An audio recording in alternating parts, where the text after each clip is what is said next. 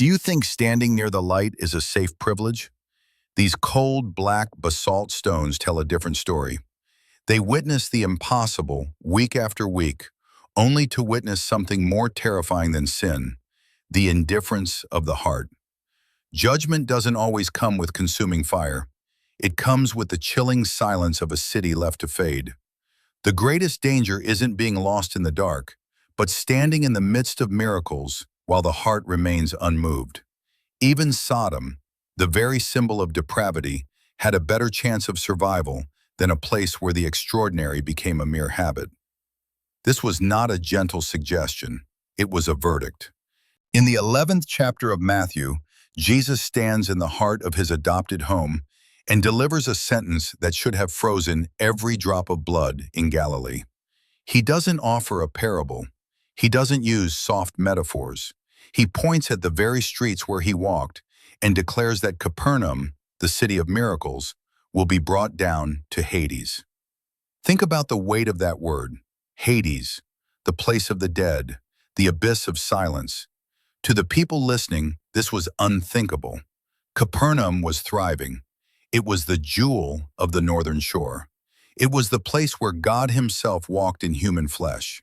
How could a city so elevated by the presence of the Messiah be destined for the lowest depths? The residents probably looked at their sturdy basalt houses and their crowded market stalls and wondered how a city so full of life could be called a graveyard.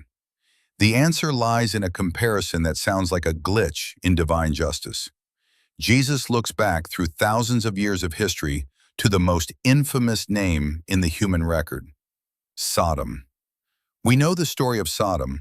We know the fire. We know the rain of sulfur that turned a valley of sin into a wasteland of salt and ash. For millennia, Sodom has been the ultimate benchmark for human depravity. It was the city so wicked that God could not find 10 righteous souls within its gates. It was a place of total, spectacular destruction. It is the name we use when we want to describe the absolute end of God's patience. And yet, Jesus says something that upends everything we think we know about judgment. He says that if the miracles performed in Capernaum had been performed in Sodom, that city of sin would still be standing today. Let that sink in. The city of total destruction would have repented. The murderers, the deviants, the lost souls of the plain, they would have seen the power of God and turned their lives around. They would have wept. They would have changed. But Capernaum? Capernaum saw it all. They saw the blind see and the dead rise, and they did nothing. This is the paradoxical truth. We often think that knowing the truth is a shield. We think that being close to the sacred makes us safe. We assume that if we just had enough evidence, if we just saw one more miracle or heard one more perfect sermon, our lives would finally transform.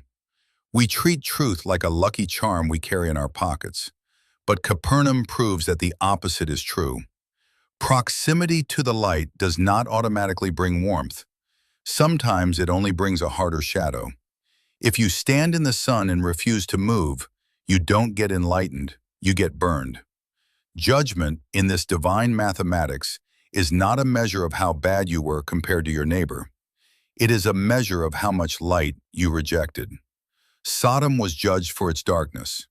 Capernaum was judged for its indifference to the light. One city was destroyed by fire from heaven. The other was dismantled by the weight of its own apathy. The logic is devastatingly simple. To whom much is given, much is required. When you are invited into the front row of a miracle and you respond with a yawn, you are committing a sin that Sodom never had the chance to commit. You are treating the extraordinary as routine. You are turning the divine into background noise. Jesus wasn't just predicting the end of a city's architecture. He was diagnosing a chronic disease of the human soul. A disease where the more we see, the less we feel. A condition where the truth doesn't set us free because we've learned how to coexist with it without ever letting it change us. As we look at these ruins today, we have to realize that the truth isn't here to protect our comfort. It's here to test our character. Because the greatest risk isn't never finding the truth. The greatest risk is finding it, sleeping a few doors down from it, and waking up every morning exactly the same as the day before. Your response to the light is the only thing that determines whether it will lead you to heaven or witness your descent into the silence of Hades. To understand the weight of Jesus' warning, we must first look at the map. Capernaum was not a secluded retreat for the quiet of soul. It was a machine, a strategic powerhouse. It sat perched on the northern edge of the Sea of Galilee, right at the jugular of the ancient world. This was where the Via Maris, the way of the sea, cut through the landscape. The Via Maris was the lifeline of empires. It connected the granaries of Egypt to the silk and spice markets of Damascus in Mesopotamia. This was not a dirt path for local farmers. It was a highway of gold, metal, and information. Caravans from 3 continents paused here. They resupplied. They negotiated. They carried news of distant wars and new kings to every corner of the Roman world. To choose Capernaum was to choose a megaphone. Jesus did not stay in the shadows of the hills. He stepped directly into the noise.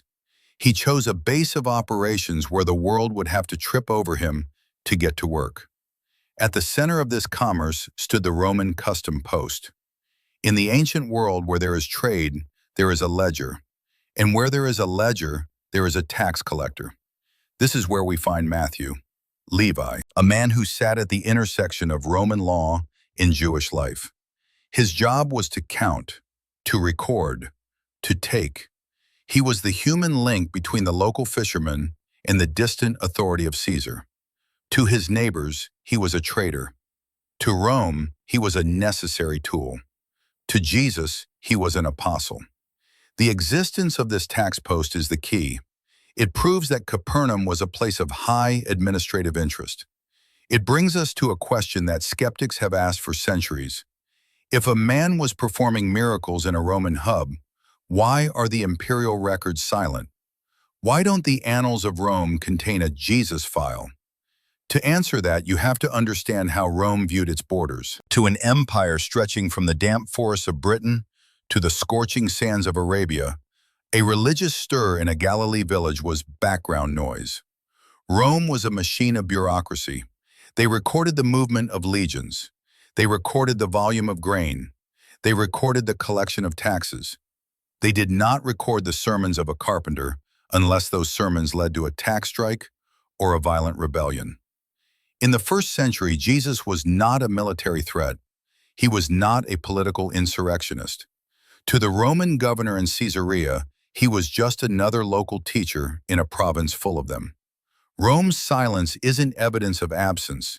It is evidence of their priorities. They were looking for a king with a sword. They missed the king with a towel. But while the ink of the scribes may be missing, the stones are not. This is where archaeology speaks where the annals do not. When you dig into the dirt of Capernaum today, you find the physical reality of the Gospels. You find coins minted under Herod Antipas. You find Roman-style pottery. You find the remains of a public building right next to the custom house where Matthew would have worked. These stones confirm the setting. They prove that the stage described in the Bible was a real, functioning Roman environment. The basalt foundations beneath our feet tell us that the Via Maris was real. The custom post was real. The economic pressure of Rome was real.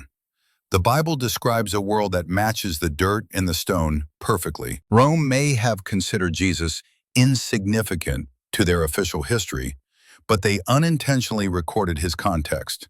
They provided the infrastructure. They built the roads that carried his disciples. They established the peace that allowed his words to travel. The silence of the Roman annals is the ultimate irony. Rome recorded everything they thought mattered, the taxes, the treaties, the triumphs, and yet the very thing they ignored is the only reason the world still knows the name Capernaum today. The lost files of the empire aren't lost. They were simply looking for the wrong kind of power. They focused on the coin in Matthew's hand, while the creator of the world was standing right in front of the table. We see the same pattern today. We look for truth in the headlines and the ledgers of power, while the most significant shifts in history are often happening in the ordinary, ignored corners of our lives. Capernaum was a city that had everything: money, location, and the physical presence of God. It was a place where the administrative precision of Rome met the supernatural power of the Messiah. It was the perfect headquarters. It was the ultimate opportunity. And as we are about to see, that opportunity is exactly what turned into their greatest tragedy. Because when you are given the most and you record it as nothing, the silence that follows is the heaviest judgment of all. When you visit Capernaum today, you are met with a striking visual contradiction. You see the ruins of a magnificent synagogue, its white limestone pillars reaching for the sky. It looks holy. It looks polished. It looks like the kind of place where God should reside. But look closer. Look at the base. Beneath that brilliant white limestone sits a foundation of jagged, heavy, black basalt. In archaeology, this is a record of time. The white stone is from the 4th century, a later generation's attempt to decorate and elevate the site. But the black stone? That is the 1st century. That volcanic, unyielding basalt is the very floor where Jesus stood. It is the raw material of the world he actually inhabited. And this contrast is a perfect metaphor for the human heart. We spend our lives building white limestone versions of ourselves, polished, decorative, and impressive to the world. But the miracles of God don't happen on the surface. They happen down in the black basalt of our real, raw, and broken lives. Capernaum was built on that black stone, and it was on that stone that the impossible became a weekly occurrence. Imagine being there. Don't think of these as stories in a book. Think of them as local news. Think of the man everyone knew in the synagogue, the one with the unclean spirit. This wasn't a stranger. He was a neighbor. They had seen him struggle for years. Then, one Sabbath, the carpenter from Nazareth speaks. He doesn't chant. He doesn't perform a ritual. He commands. The man screams. The spirit flees. And suddenly, the neighbor is whole. The silence that followed in that room was not the silence of peace. It was the silence of total shock. But the sun didn't even set before the next miracle hit. Walk a few hundred yards to the house of Peter. His mother-in-law is burning with fever. In an age without medicine, this is a death sentence. Jesus simply takes her hand. The fever doesn't just fade, it vanishes. Seconds later, the woman who was at death's door is in the kitchen, serving bread and wine to her guests. By sunset, the word had traveled through every narrow alleyway. The entire city gathered at the door. Imagine the smell of salt from the lake mixing with the sweat of 1,000 desperate people. The sick, the blind, the broken, all of them pressing against the black basalt walls of Peter's house. And one by one, the darkness was pushed back. This was the daily life of Capernaum. They didn't just hear rumors. They saw the evidence with their own eyes. They watched 4 men dig through a roof, raining dust and mud down on the teacher below, just to lower a paralyzed friend on a mat. They saw that man stand up, tuck his bed under his arm, and walk home through the same crowd that had blocked his way. They saw Jairus, the ruler of the synagogue, a man of dignity and power, fall into the dirt, begging for his daughter's life. They saw that girl, once a corpse, walk out of her bedroom, asking for something to eat. They saw nature itself submit. These were fishermen. They knew the Sea of Galilee. They knew that when the winds drop from the Golan Heights, the water becomes a killer. They had spent their lives fearing the storm, and they watched a man stand in the bow of a sinking boat and tell the wind to shut up. And it did. The miracles weren't rare. They were routine. And that is exactly where the tragedy began. You see, the people of Capernaum grew to love the miracles, but they ignored the message. They preferred the white limestone of the extraordinary, the spectacle, the healing, the free food, but they refused to build their lives on the black basalt of repentance. They wanted a God who would fix their problems, but not a God who would change their hearts. The black stone is heavy. It's hard to work with. It requires you to dig deep and get your hands dirty. It demands that you acknowledge the volcanic, unstable parts of your own soul. The white stone is easier. It's decorative. You can lay it on top and pretend the foundation doesn't matter. Capernaum became a city of white limestone believers sitting on black basalt lives. They saw the dead rise, but they remained spiritually dead inside. They watched the blind receive sight, but they became blind to the very person performing the miracle. They treated Jesus like a tourist attraction. He was the neighbor who could do tricks. He was the local celebrity who brought fame to their docks. But they never let the heat of his truth melt the hardness of their hearts.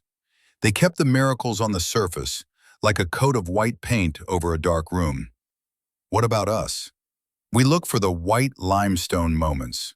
We want the spectacular. We want the breakthrough. We want the God who heals our bodies and blesses our bank accounts. We want the decorative faith that looks good in the light of day. But are we willing to stand on the black stone? Are we willing to let the truth of who we are meet the truth of who He is in the dark, jagged corners of our reality? Capernaum proved that you can witness 100 miracles and still lose your soul. You can live in the headquarters of heaven and still end up in Hades. Because a miracle without a change of heart is just a show. And the people of Capernaum were the ultimate audience, but they were never the disciples. They liked the white stones, but they were crushed by the weight of the black foundation they refused to acknowledge.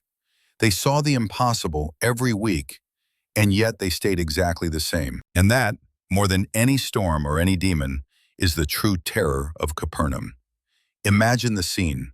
A man who was dead, cold, and buried is now standing in the town square. He is breathing, he is speaking, he is hugging his mother. This is the ultimate victory over the grave. It is the kind of event that should stop time itself. But in Capernaum, as the sun begins to set over the Sea of Galilee, the crowd begins to thin. People don't fall on their faces in permanent transformation. They don't rewrite the laws of their lives. Instead, they check the time. They look at their nets. They walk back to their homes, sit down at their tables, and eat their dinner of lentils and fish, as if the impossible had not just happened right in front of them. This is the most haunting part of the story. It isn't the presence of demons or the weight of a curse. It is the terrifying capacity of the human heart to normalize the divine. In behavioral psychology, we call this hedonic adaptation, the way our brains eventually filter out even the most intense experiences until they become background noise. But in Capernaum, this was something more sinister. It was the normalization of heaven. The miracles had become a public utility. Think about how you treat the electricity in your house. You don't walk into a room, flip the switch, and fall to your knees in gratitude because the darkness fled. You expect it, you demand it, and you only notice it when it fails. That was Capernaum's relationship with Jesus. He was no longer the Son of God to them. He was a spiritual service provider. He was the neighborhood healer who fixed their bodies so they could get back to their business. He was the entertainer who provided a spectacle for their Sabbath. They weren't looking for a savior. They were looking for a technician. We often think that the opposite of love is hate. We assume that the enemies of the truth are those who scream against it, those who mock it, those who actively try to destroy it. But history tells a different story. Hate is an active response. To hate something is to acknowledge that it has power. To hate Jesus is to recognize that He is a threat to your way of life. Hate, at least, is honest. But indifference? Indifference is the ultimate insult. Indifference says, I see what you are doing, and it simply doesn't matter. Indifference watches a paralytic walk and then asks, what's for lunch? It watches the wind and the waves obey a human voice and then wonders if the fish will be biting tomorrow. This is why Jesus reserved His harshest rebukes not for the pagans and not for the Roman occupiers, but for the cities where He performed most of His miracles. He looked at Capernaum and He didn't see a den of thieves. He saw a room full of people who were yawning in the face of glory. This is the anatomy of the callous soul. When you see the extraordinary every day, the extraordinary becomes ordinary. The first time Jesus healed a leper, the city shook. The 10th time, they critiqued his technique. The 100th time, they complained about the crowd he drew. The truth had become a public utility, something they felt they had a right to, something they could use for their own comfort without ever offering anything in return. They treated the creator of the universe like a vending machine. Put in a prayer, get out a miracle. And when the miracle was delivered, they walked away, never once thinking that the miracle giver might want their hearts, not just their applause. This is the twist of the soul that we all face. We think we want more evidence. We think that if God would just do something undeniable in our lives, we would finally be the people we are supposed to be. But the stones of Capernaum stand as a silent warning. Evidence does not produce transformation. Seeing is not believing. Seeing is just seeing. Believing is what you do after you close your eyes and decide to change. Sodom was destroyed because it was wicked. It was a city of fire and chaos. But Capernaum was brought down to Hades because it was bored. It was a city of comfort and miracles that produced no fruit. In the end, the fire that consumed Sodom was less dangerous than the silence that swallowed Capernaum. One city fought God and lost. The other city ignored God and simply ceased to exist. Which is more dangerous? To be an enemy of the truth, or to be a neighbor of the truth who has learned how to sleep through the noise of the miraculous? Capernaum proves that you can be inches away from the light and still die in the dark. You can witness the impossible every week and still live a life that is entirely, tragically ordinary. The miracles didn't save them. The miracles only made their indifference more terminal. Because when the impossible becomes routine, there is nothing left to wake you up. The ruins of Capernaum are not a monument to tragedy. They are a monument to silence. When Jesus pronounced his curse, he didn't call for fire from the sky. He didn't summon an earthquake to swallow the houses. He simply diagnosed a terminal condition. Capernaum was not destroyed by an invading army or a sudden catastrophe. It simply emptied. Generation after generation, the life drained out of it until only the black basalt foundations remained. It was a slow, agonizing slide into irrelevance. This is the spiritual mathematics of God. The more you are given, the more is required. We often think of judgment as a punishment for being bad, but Jesus suggests something far more precise. In his moral calculus, judgment is not about how far you fell. It is about how much light you walked away from. Sodom was judged for its darkness. It was a city of chaos, a place that never heard a prophet or saw a miracle. It was blind. But Capernaum? Capernaum was standing in the noonday sun. They had the Son of God sleeping in their guest rooms. They saw the dead breathe again. They had the ultimate privilege of proximity. And because they were given the most, their failure to respond was the greatest. This is the inverse law of compassion. The closer you get to the truth, the heavier the weight of your response. If Sodom had seen what Capernaum saw, it would still be standing today. That is a devastating statement. It suggests that the most wicked people in history were actually more reachable than the good residents of Capernaum. Why? Because Sodom would have been shocked by the light. Capernaum was just bored by it. And this brings us to the present moment, to the screen you are holding in your hand right now. We live in a digital Capernaum. Think about the device in your pocket. It is a miracle that would make a first-century king tremble. You have the entire sum of human knowledge at your fingertips. You can see high-definition footage of the very stones Jesus walked on while sitting thousands of miles away. You can hear the greatest teachers, read the sacred texts in every language, and witness the testimonies of millions who have been transformed. You are the most privileged generation in the history of the human race. You are Capernaum 2.0. But here is the danger. Your smartphone has become your black basalt stone. It is the foundation of your daily life, the place where you witness the extraordinary every single day. And just like the residents of old Galilee, we have learned the art of the scroll.